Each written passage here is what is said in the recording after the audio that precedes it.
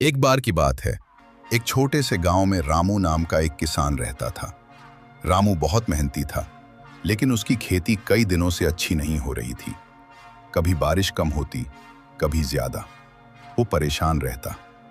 भगवान, मैं मेहनत तो बहुत करता हूं, पर फसल कभी ठीक नहीं होती।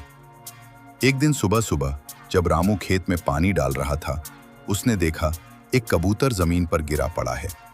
उसके पंख भीगे हुए थे और वो ठंड से कांप रहा था।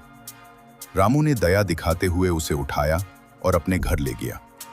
उसने कबूतर को एक टोकरा में कपास बिछाकर रखा, थोड़ा सा दाना और पानी दिया। कुछ देर बाद कबूतर ने अपनी आंखें खोली। रामू मुस्कुराया, अब तुम ठीक हो जाओगे मेरे छोटे दोस्त। कबूतर ने धीरे से गुटर गूंकी और किसान के चारों ओर उड़ने लगा जैसे धन्यवाद कह रहा हो। अगले दिन से कबूतर रोज रामू के खेत पर आता। जब रामू बीज बोता तो कबूतर उसके आसपास मंडराता, और जब कोई चिड़िया या कौवा बीज चुगने आता तो वो उन्हें भगा देता। रामू खुश था। ये छोटा सा पक्षी अब मेरा साथी बन गया है। महीने बीत गए। इस बार बारिश सही समय पर हुई। खेतों में लहलहाती फसल खड़ी थी। गांव वाले हैरान थे। अरे, रामू की फसल तो सबसे बढ़िया है, ऐसा कैसे? रामू मुस्कुराकर बोला, कभी कभी मेहनत के साथ दया भी काम आती है।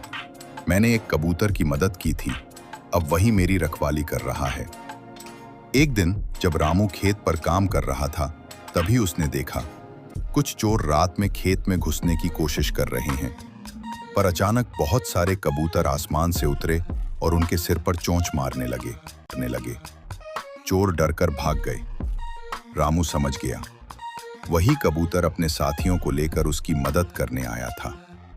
सुबह हुई तो रामू ने आसमान की ओर देखा और बोला, धन्यवाद मेरे दोस्त, तुमने दिखा दिया कि नेकी कभी व्यर्थ नहीं जाती। कबूतर ऊपर से उड़ते हुए गुटर गूं कर रहा था, जैसे कह रहा हो, जो दूसरों की मदद करता है, भगवान हमेशा उसकी रक्षा करते हैं।